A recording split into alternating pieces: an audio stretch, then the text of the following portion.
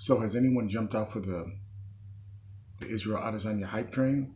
Has anybody who's a fan gone into panic mode and said, "Oh, he's not who we thought he was"? Or is everybody remaining calm and understanding, like he said, the train just stopping to refuel, it's going to be going again, and he promises that it's going to be a fun ride, it's going to be an exciting journey, as it has been so far.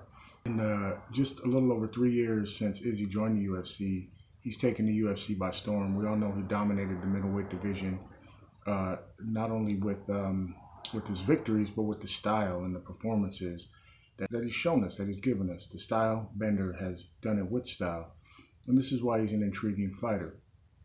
He reminds us of a young Anderson Silva, of a young John Jones type of fighter, exciting, dynamic striking.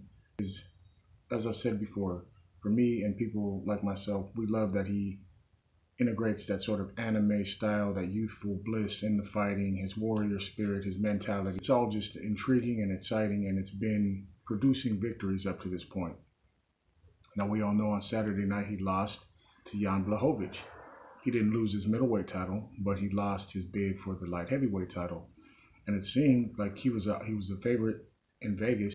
And myself, I thought he was going to win. I didn't necessarily think he was going to knock Jan out or stop Jan, but I thought he would be able to pick him apart and defeat him via strike. And for me, and a lot of people that I spoke to, I'm no expert, but I thought Jan's best chance to win that fight was going to be by landing a big punch, a big strike, and possibly stunning and KOing or stopping Izzy. And that's, as we know, that's not how Jan won. Jan won, he discovered something in the fourth round. He took him down, and Izzy had no answer for the takedown. So once he took Izzy down with just roughly 3 minutes left to go in the fourth, that was it. He figured if he can get him down again, he can just keep him down and just grind out the win, which is exactly what he did, as we know.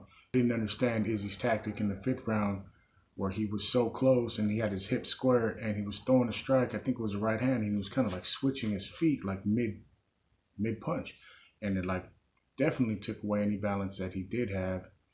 And like the commentator said, when he was leaning back, he was putting his head way back over his hips. It seemed like a fundamental mistake on Izzy's part, but that's not to take away from Jan Blachowicz and his skills.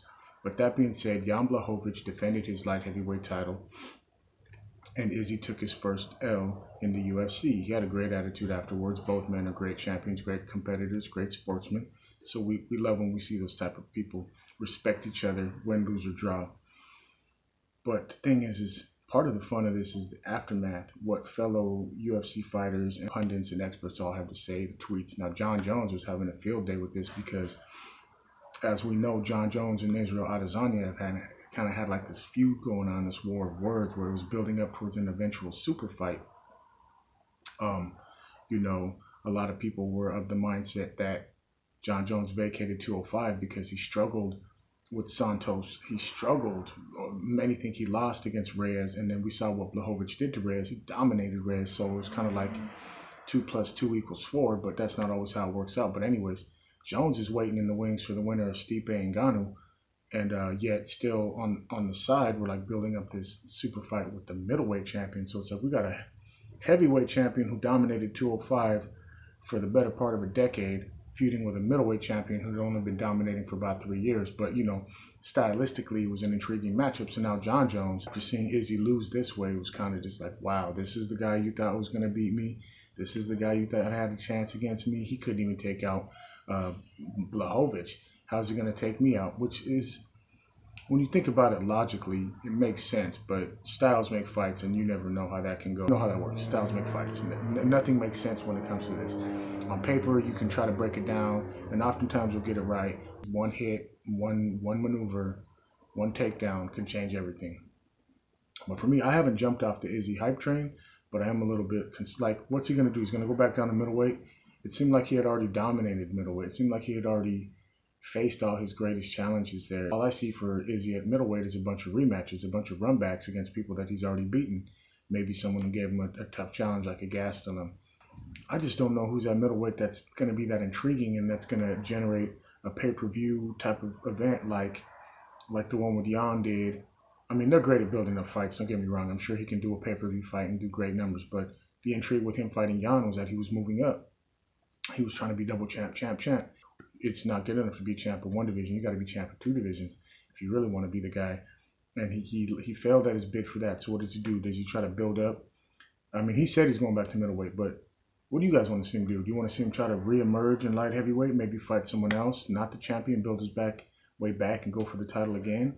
Do you think the fight with John Jones is scrapped forever? Like, that's it? Like, there's no chance in rebuilding that hype? I'm not really too excited about Izzy going back down to middleweight, but that being said, on the flip side of that coin, sort of like his mythos has been somewhat cracked. He's no longer invincible, and maybe some other people out there that had a little bit of doubt have that much more confidence now. Like, okay, see, apparently it takes a good hit. I mean, he got hit by some pretty solid shots by Jan, and he didn't seem to be too phased. So maybe that's the game plan now. You know, you got to just have a better ground game than him. I mean, it's all easier said than done when you're in there with an opponent as dynamic and as special as Israel Adesanya. But I'm still on the hype train, but to me, it's not going as fast. It's kind of lost a little bit of steam. It's still rolling along, but I'd like to see him still pursue 205. If that's his walk-around weight, 200 pounds, I mean, he could easily fight at 205 and still stay lean and mean and fast and have all those advantages over most people in the 205.